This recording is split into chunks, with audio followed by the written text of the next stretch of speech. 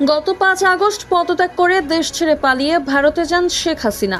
সম্প্রতি সামাজিক যোগাযোগ মাধ্যমে তার একটি অডিও ভাইরাল হয়েছে, যেখানে তাকে বলতে শোনা যায় দেশ ছাড়লেও পদত্যাগ করেননি তিনি। বিষয়টি অনেকের মাঝেই কৌতূহলের কারণ হয়ে দাঁড়িয়েছে। আইনজীবীরা বলছেন, পদত্যাগ না করলে জাতির উদ্দেশ্যে ভাষণে রাষ্ট্রপতি কেন বলেছিলেন শেখ হাসিনা পদত্যাগ করেছেন? কেনই বা শেখ হাসিনা পদত্যাগের পর যে সাংবিধানিক শূন্যতা বিরাজ করেছিল তা নিয়ে আপিল বিভাগ কেনই বা রুলিং দিয়েছিলেন?